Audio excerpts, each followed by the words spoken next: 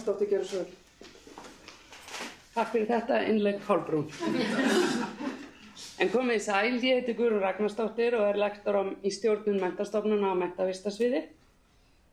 Ég ætlaði í þessu erindi að fjalla starfið í framhaldsskólunum á tímum COVID-19, áskoranir og tækifæri.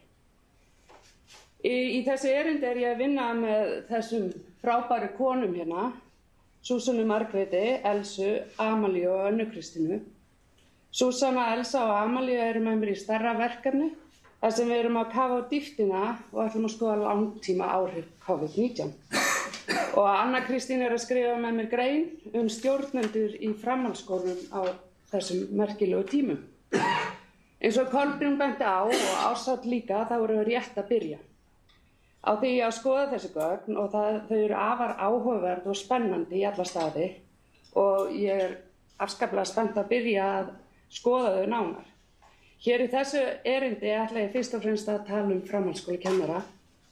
Þeir voru 724 sem svöruðu. Leiðbeinendur voru 41 en ég ekki með þá inn í þessum tölum núna. Ég vil byrja á því að þakka öllum þeim sem lögðu okkur lið í þessu ferli með því að leggja til spurningar, rýna í spurningar, hvetja til þátttöku og svara listan. Félag framhaldsskólakennara, félag stjórnandi í framhaldsskólum og mennta- og menningarmálaráðuneyti voru þar á meðal. Ég ætla að byrja á því að fjalla starf framhaldsskólakennara, næði, streitu, starfskyldur og álag. Og eins og allir vita þá voru flest allir heima. 9 af hverjum 10 framhaldsskólakennurum stundaði vinnu sína alfarið eða mestum hluta annars staðar en í skólabyggingu. 73% kennara taldi sig hafa næði til að sinna starfinu. 65% kennara fann fyrir mun meiri streitu mun meiri eða nokkuð meiri streitu í starfi á meðan skólanum var lokað og þriðjungur framhaldsskólakennara fannst starfskyldur sínar óskýrar eða nokkuð óskýrari í samkombanni og ríflega helmingur kennara fannst vinnuálagið dreifast ójafnar en áður. Í framhaldi af þessu verður spennandi að skoða niðurstöðurnar með breytum sem mæla fjölskylduhagi og við erum með mikið af þeim, samspil heimilislífs og vinnu á tímum samkombans. Þá ætla ég að gefa ykkur aðeins innsýn inn í sín framhaldsskólakennara á stöðu nemenda. 79% framhaldsskólakennara taldi nemendur hafa verið undir mun meira eða nokkuð meira andlegu álagi á meðan á samkomubanni stóð. Og rúmlega þriðjungur sagði námsálag á nemendur í sinni kennslu hafa aukist. Mikið eða nokkuð mikið.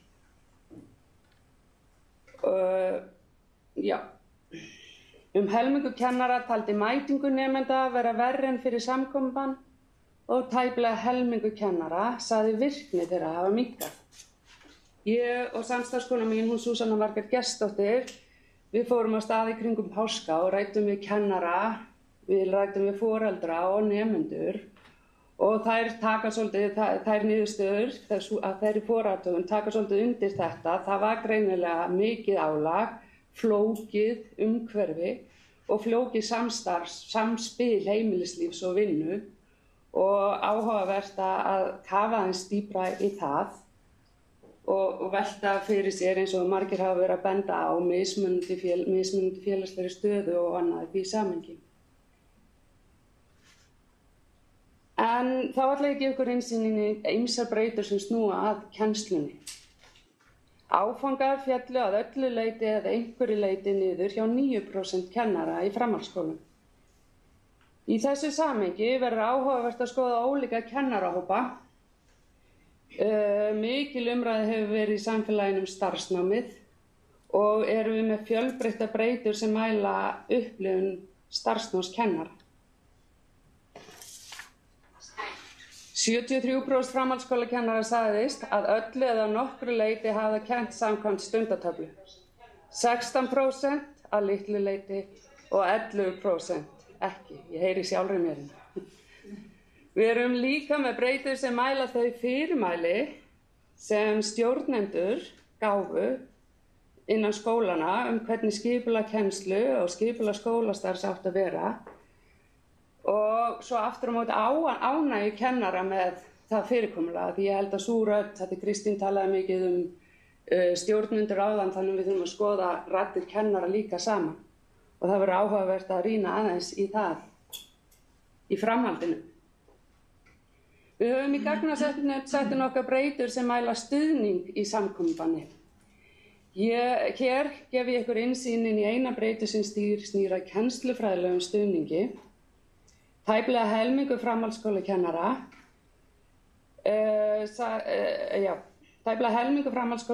sagðist hafa fengið lítinn kennslufræðilegan stuðning. Í þessu samhengi verður spennandi að skoða hvernig stuðningi var almennt háttað innan skólana og tel ég að við eigum margt eftir ólært þar í til dæmis að veita faglegan stuðning og hvet forsvarsmenn í málaflokknum að veita þessu málefni athygli. Skipulagskenslan eitt viðfangsefni sem ég persónulega brenn fyrir og hef haft áhyggjur af, einkum í ljósi félagslegrar einangrunar á þessum tímum og andlegs álags á nemendur. Rúmlega helmingur framhaldsskólakennara byggði kennsluna meira en áður á einstaklingsframlagi. 38% kennara gekk verr en áður að beita fjölbreyttum kennsluháttum. 64% sagðist ganga verr en áður að leggja áherslu á samvinnu nemenda. Ég tel að hér þurfi að þróa áfram aðferðir í fjarnámi sem stuðla að félagslegri virkni og samstarfi nemenda á milli sem oft ansi einmana á bak við skjáinn og kennarar lýstu því líka stundum. Sömu sögu að segja námsmat. Tæplega þriðjungi framhaldsskólakennara gekk verr en áður að ljúka námsmati jafnóðum og 42% sagðist hafa færri tækifæri til að nota fjölbreytt námsmat í samkomubanni. Það verður spennandi að skoða þessa breytur nánar og við erum með fullt af breytum sem mæla námsmatið, hvað jókst, hvað minnkaði, tími og annað sem nemendur fengu og svo framvegis. Og svo að lokum til að vera aðeins jákvæð, þá lærðu framhaldsskólakennarar gríðarlega marga hluti og margt nýtt. Þessar niðurstöður sýna skýrt hversu mikil áskorun mætti framhaldsskólakennurum í vor. Kennarar upplifðu meiri streitu, vinnuálagi jókst og starf kennara var óskýrar og flóknar en áður. En tækifærin eru líka mörg, fjölmargir lærðu nýja hluti sem gaman verður að rýna nánar í. Ég tel mikilvægt að þróa og þjálfa betur samvinnunámsaðferðir í fjarkennslu og næra með mun markvissari hætti félagsleg samskipti nemenda. Einnig tel ég að við þurfum að skoða vel hvernig við byggjum upp virkt lærdómssamfélag innan framhaldsskólana með markvissum stuðningi fræðasamfélagsins og menntaryfirvalda. Og hvað næst? Við erum með 3 greinar í bígerð upp úr þessum gögnum fyrir þemahefti Netlu og birtum svo væntanlega margar í aðrar í kjölfarið. Í bígerð einnig rannsókn þar sem við erum að kafa á dýptina og skoða hvernig skólafólk, nemendur og foreldrar takast á við nýjan raunveruleika með áhrif á langtíma afleiðingar og lærdóm.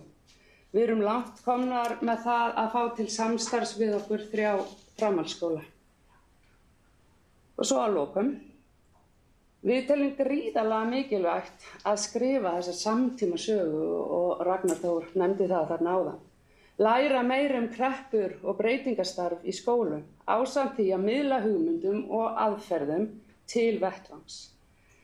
Einnig það von okkar að stefnumótandi aðilar taki mið af þessum niðurstöðum og ég þakka kærlega hér fyrir áheyrnin og því Sólveigu velkomin.